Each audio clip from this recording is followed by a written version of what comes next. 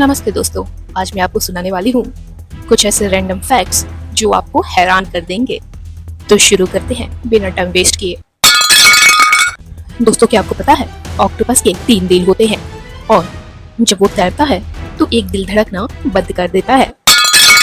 इंसान के फिंगरप्रिंट तो बहुत यूनिक होते हैं, ये तो आप सबको पता है। पर क्या आपको पता है इंसान के टंग प्रिंट यानी जीभ का प्रिंट बहुत ज्यादा ही यूनिक होता है। एक बादल का वेट 5 लाख किलो तक हो सकता है। इसका मतलब आसमान में लिटरली लाखों किलो का वेट हवा में लटक रहा होता है ना अजीब बात। शार्क्स मछलियाँ पहले आई थी और पेड़ पौधे बाद में, मतलब समंदर के शिकारी पहले से ही दुनिया में घूम रहे हैं। क्या आपको पता है जापान में एक आइलैंड है जहाँ सिर्फ रैबिट्स रहते हैं, मतलब खरगोश, जिसे ओकुनोशिमा कहते हैं और कई लोग उसे रैबिट आइलैंड बोलते हैं। आप सबको तो यही लगता है कि चीता सबसे तेज दौड़ता है, सबसे फास्टेस्ट है, पर पेरेग्रिन फैल्कन नाम का एक बर्ड है, जब डाइव लगाता है तो 320 किलोमीटर पर आवर की स्पीड क्रॉस कर देता है।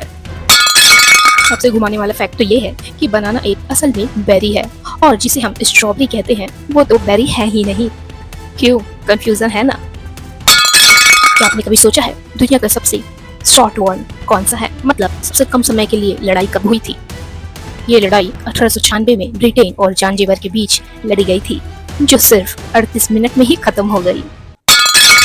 आपको लगता है सिर्फ इंसान ही मिरर में अपने आप को पहचानते हैं, लेकिन ऐसा नहीं है।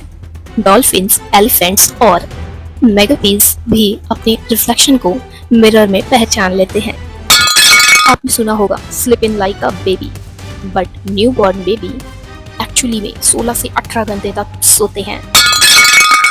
एक लाइटनिंग बोल्ट इतना पावरफुल होता है कि उसमें 1 बिलियन वोल्ट तक का इलेक्ट्रिसिटी होता है, मतलब अगर उस एनर्जी को स्टोर कर लिया जाए तो एक छोटे शहर को चलाया जा सकता है। आप सब तो जानते होंगे कि हनी कभी खराब नहीं होता, मतलब साइंटिस्ट 3000 साल पुराने हनी को टेस्ट किए और वो बिल्कुल खराब नहीं निकली। क्या आपको लगता है कि हम सबका ब्लड रेड होता है, लेकिन लॉबस्टर्स का ब्लड ब्लू कलर का होता है और अर्थवॉर्म्स का ग्रीन कलर का ब्लड होता है। आपका किस कलर का है? अधिकतर लोगों को ये लगता है कि माउंट एवरेस्ट सबसे ऊंचा है। अगर बेस से मेजरमेंट करें तो हवाई का मौना किया वोल्केनो एवरेस्ट से भी ऊंचा है। दोस्तों, क्या आपको पता है जो बटरफ्लाईज होती हैं, यानी जो तितलियां होती हैं, वो अपने पैर से टेस्ट करती हैं, मतलब वो अपने पैर रखते ही डिसाइड कर लेती हैं कि खाना अच्छा है या नहीं। दोस्तों, क्या आपको पता है एक बार नासा ने स्पेस में एक ऐसा क्लाउड डिस्कवर किया जिसमें अल्कोहल मौजूद था और वो इतना बड़ा था कि उससे 400 ट्रिलियन ग्लासेस बियर यानी दारू की बोतलें बनाई जा सकती है ना ये शॉकिंग? हमारे ह्यूमन बॉडी में इतना आयरन होता है कि उससे एक छोटा सा कील बनाया जा सकता है। जेलीफिश टेक्निकली इमोर्टल होते हैं, मतलब वो मरने की बजाय अपने सेल्स को फिर से रीसेट कर देते हैं और दोबारा यंग हो जाते हैं। और यंग दिखना किसको नहीं पसंद, खास करके हम इंसानों को। ये फैक्ट तो सबसे शॉकिंग है कि आप जानते हैं दुनिया में एक ऐसी जगह भी है जहां आप 2 कंट्रीज में एक साथ खाना खा सकते हो। बेल्जियम और नीदरलैंड के बॉर्डर पर एक रेस्टोरेंट है जिसमें आप टेबल के एक साइड से दूसरे साइड जाकर कंट्री चेंज कर लेते हो। हम सब जानते हैं चांद पर पहला कदम नील आर्मस्ट्रॉन्ग ने रखा था। नील आर्मस्ट्रॉन्ग के पीछे बज ऑल्ड्रिन, दूसरे जानते चांद पे कदम रखने वाले, उनके पीछे थे माइकल कॉलिंस, जिन्होंने चांद पर कदम बिल्कुल नहीं रखा था क्योंकि ये चांद की ऑर्बिट पे चक्कर लगा रहे थे और इनका पूरा एक चक्कर 2 घंटे में लगता था। और ये जब ये चांद के पीछे की साइड जाते थे तो नासा से और ना ही नील से कोई कांटेक्ट, सारी दुनिया से इनके कांटेक्ट टूट जाते थे, यानी पूरे यूनिवर्स में सबसे अकेला इंसान। इसीलिए इन्हें कहा जाता है the loneliest man in history. Neil Armstrong के बारे में तो हर कोई जानता है, पर ये भी किसी से कम नहीं। जब 2 ट्रेन ऑपोजिट डायरेक्शंस में जाती हैं तो उनके बीच में उनकी रिलेटिव स्पीड डबल हो जाती है और ट्रेन के तेज चलने की वजह से उनके पास की हवा भी बहुत तेज चलेंगी और जहां हवा तेज चलती है वहां प्रेशर लो हो जाता है और जब हवा तेज और प्रेशर लो होगा तो शॉक सेट क्रिएट होगा और आसपास जो भी चीज है ट्रेन उसे अंदर खींच लेगी। तो इसलिए दो ट्रेनें गुजरती हैं ऑपोजिट डायरेक्शन में तो बीच में नहीं खड़ा होना चाहिए। क्या आपको पता है दुनिया का सबसे ज्यादा बिकने वाला फ्रूट टोमेटो है, ना कि एप्पल या बनाना। क्या आपको पता है हमारे बॉडी के सेल्स हर सेकेंड 25 मिलियन तक रिप्लेस हो रहे हैं, यानी लिटरली हम हर सेकेंड नए बन रहे हैं। दुनिया का सबसे बड़ा living structure great barrier reef है, जो स्पेस से भी दिखाई देता है। सबसे शॉकिंग फैक्ट तो ये है, हमारे पेट में जो एसिड होता है वो रेजर ब्लेड को भी पिघला सकता है ना ये शॉकिंग। एक बार एक साइंटिस्ट ने एक्सीडेंटली माइक्रोवेव ओवन का इन्वेंशन कर दिया। जब वो रडार के सामने खड़ा था और उसके पॉकेट में रखा चॉकलेट मेल्ट हो गया। आया कुछ समझ? दुनिया का सबसे ज्यादा बिकने वाला टॉय रूबिक्स है, ना कि बारबी या हॉट व्हील्स। स्पेस में एक प्लैनेट ऐसा भी है जहां हीरो की बारिश होती है, और वो है जुपिटर और सैटर्न। हमारी ह्यूमन बॉडी का डीएनए 60% बनाना से मैच किया जाता है। मतलब हमें लगता है हमारा डीएनए यूनिक है, लेकिन ऐसा नहीं है। हमारा डीएनए बनाना से 60% मैच करता है। दोस्तों, पेंगुइन्स तो हर किसी को क्यूट लगते हैं, पर क्या आपको पता है वे अपने पार्टनर को एक स्टोन का टुकड़ा देकर प्रपोज करते हैं। दुनिया का सबसे खतरनाक जानवर आपको लगता है शेर और टाइगर है, लेकिन ऐसा नहीं है। दुनिया का सबसे खतरनाक जानवर तो एक छोटा सा मच्छर होता है, जो हर साल कितनों को मार देता है। तो दोस्तों, किस किस को पता है कि बटरफ्लाई का असली नाम पहले फ्लटरबाई था? है ना ये घुमाओ। क्या आपको पता है नॉर्वे दुनिया का आखिरी देश माना जाता है, और ये वही जगह है जहाँ पृथ्वी का अंत होता है, क्योंकि ये देश नॉर्थ पोल के पास स्थित है। और नॉर्थ पोल वो खास जगह है जहाँ पृथ्वी अपनी धुरी पर घूमती है।